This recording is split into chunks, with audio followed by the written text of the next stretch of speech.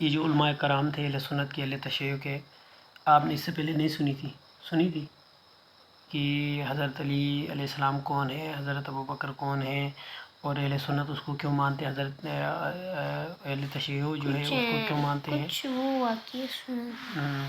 لیکن اب سمجھ آ گیا نا کہ دونوں کا عقیدہ ہے، دونوں پرانے اس زمانے کی تاریخ پہ آج لڑ رہے ہیں، دونوں ثابت کرنا چاہتے ہیں، اپنے اپنے عقائد کو ثابت کرنا چاہتے ہیں. تو آپ کے خیال میں یہ کیا کہنا چاہتے تھے، کیا ثابت کرنا چاہتے تھے؟ وہاں پہ وہ سوال بھی کر رہا تھا کہ پیغمبر کی وفات کے بعد ابوبکر کو انہوں نے ثقیفہ کے نام سے ایک جگہ ہے اسی طرح سے یا کوئی اور جگہ، تو پیغمبر ادھر وفات ہو گئے، اس کی کفن دفن ہو رہی ہے گھر کے اندر، یہ نکل کے کسی اور جگہ پہ جا کے وہاں پہ حضرت ابوبکر کو خلیفہ بنانے کے پیچھے پڑے ہوئے، پیغمبر کی جنازہ نہیں پڑھایا انہوں نے.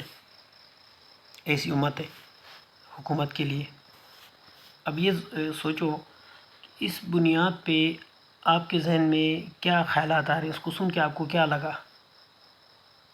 بن جائے اور فیہم ابا بکر، ان میں ابو بکر موجود ہو. نبی علیہ الصلوۃ والسلام نے اپنی زندگی میں اپنے مصلی پہ کسے کھڑا کیا؟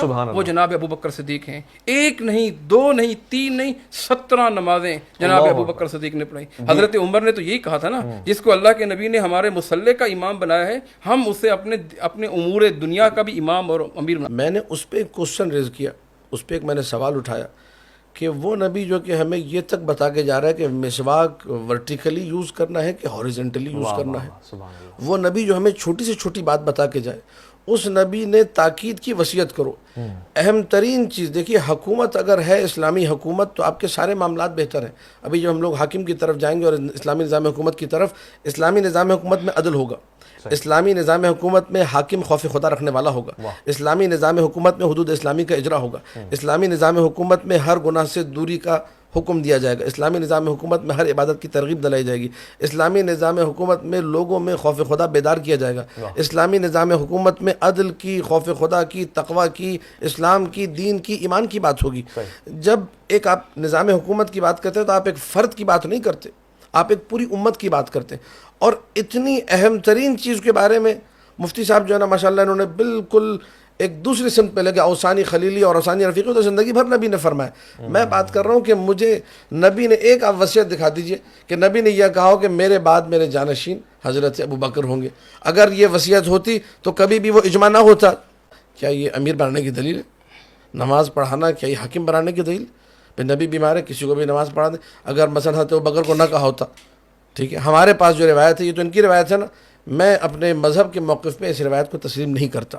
ایک شیعہ عالم ہونے کے ناطے میں اس روایت کو، میں کہہ رہا ہوں ہمارے مذہب کے مطابق یہ حدیث درست نہیں ہے، ٹھیک ہے، کیونکہ ہم رسول اللہ کے بعد خلیفہ بلا فصل امیر المؤمنین علی بن ابی طالب علیہ الصلوۃ والسلام کو مانتے ہیں. اس کے اوپر ہم دلائل رکھتے ہیں، اس کے اوپر ہم قرائن رکھتے ہیں. عقلی دلیلیں الگ ہیں، نقلی دلیلیں الگ ہیں، دونوں قسم کی دلیلیں ہمارے پاس موجود ہیں. ہم خلافت حضرت ابو بکر کو تسلیم نہیں کرتے، ہم انہیں خلیفہ مسلمین بعد رسول نہیں مانتے. یہ ہمارا عقیدہ ہے، اسی عقیدے پہ ہم لوگ شیعہ ہیں. ورنہ اگر ہم حضرت ابو بکر کو خلیفہ اللہ مان کے لیں رسول تو ہم صلی اللہ سنی علیہ وسلم کہلائیں فرمان گے، ہے، شیعہ نہیں کہلائیں گے. کسی باتیں تھی کہ وہ علی کو مانتے تو کیوں مانتے ہیں، کتنا حق تھے علی کی نظام پیغمبر کے بعد نظام ہونا چاہیے، وہ نظام ابھی تک ان کو نظر نہیں آیا. انہوں نے کہا ابو بکر ہے، لیکن ہے تو پھر وہ لوگوں نے اس کو بنایا، خدا نے نہیں بنایا، علی کو خدا نے بنایا، ہم نہیں بنا سکتے. اوورال کیا سمجھ آئے یہ تمام باتوں سے؟ مجھے یہ سمجھ آیا کہ ایک کہہ رہا تھا کہ ہمارے نبی کے بعد امام علی کو خلیفہ بنائے، لیکن دوسرا کہہ رہا تھا کہ حضرت محمد صلی اللہ علیہ وسلم کے بعد ابو بکر کو خلیفہ بنایا ہے. تو وہاں وہ دونوں باتیں کر رہے تھے، کوئی کے ساتھ اس طرح لڑ رہے تھے اور کہ دونوں ثابت کرنا چاہتے تھے کہ اپنا کوئی کچھ کہتا تھا، کوئی کچھ اور اس طرح رہے تھے. ایک کہتا تھا کہ امام علی کو بنایا ہے خلیفہ، ایک کہتا تھا ابو بکر کو بنایا. تو ان دونوں تو وہاں وہ یہ کہہ رہے تھے کہ ایک کہہ رہا تھا کہ میں نے ایک الگ کتاب میں پڑھی ایک نے الگ کتاب میں. ان دونوں کی کتابیں الگ تھی. ایک دونوں کا مذہب الگ تھا. ایک سعودی عرب کو دین اسلام سمجھتا تھا اور دوسرا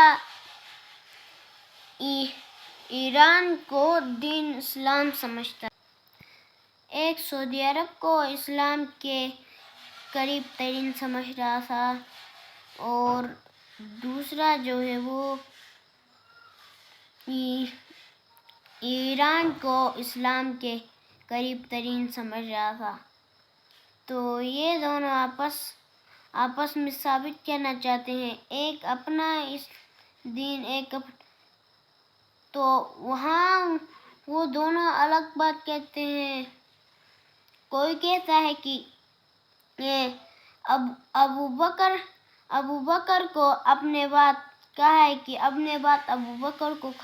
کوئی کہتا ہے کہ ابو بکر کو بنایا تھا لیکن اس سے پہلے اسے نماز پڑھائی تھی.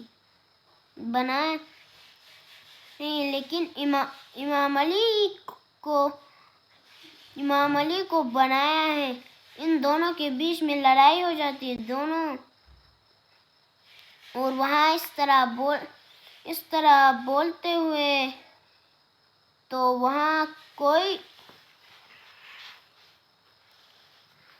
جب باتیں کرتے ہیں ادھر ایک کہتا ہے کہ میں نے اس کتاب میں یہ پڑھا کوئی الگ کتاب کے بارے میں بتاتا ہے. تو وہاں دونوں یہ کہنا چاہتے کہ ہمارا دین اسلام ہے اور دوسرا کہتا ہے کہ ہمارا دین اسلام ہے.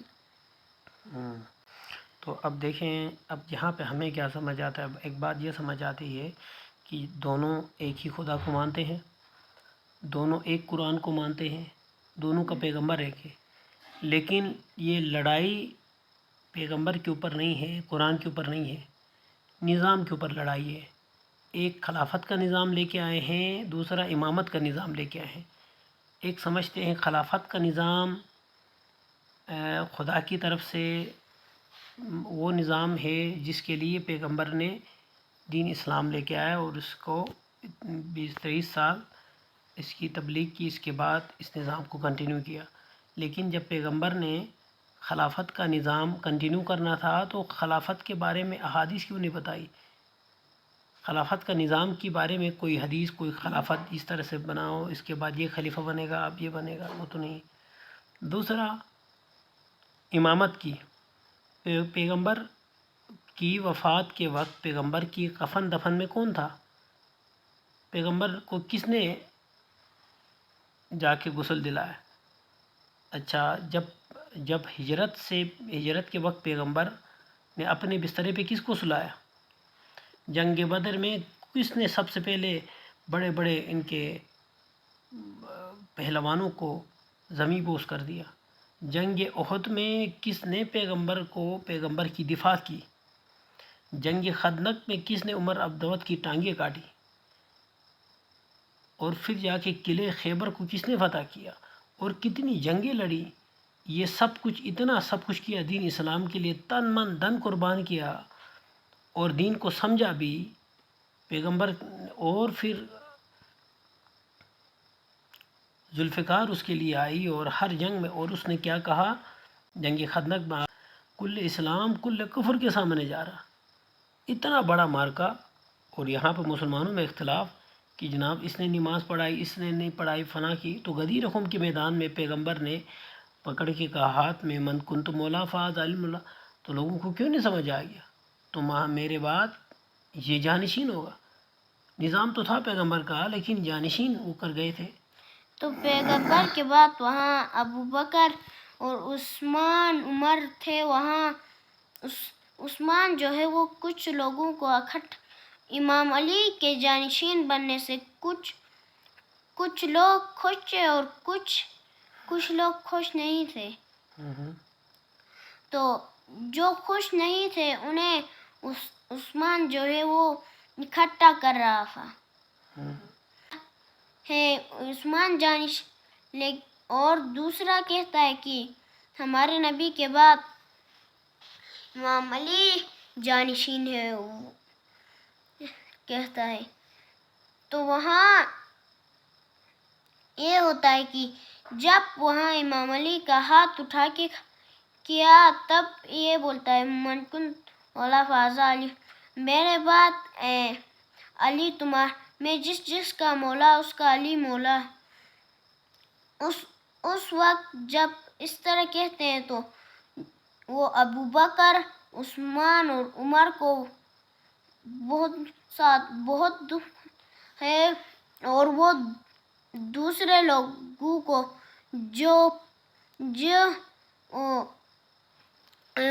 امام علی کے جانشین بننے سے خوش نہیں تھے انہیں لے جاتا ہے. تب عمر اور ابو بکر، عثمان تب وہ خوش نہیں ہوئے امام علی کے جانشین بننے سے. وہ چاہتے تھے کہ ابو بکر کو جانشین بنائے.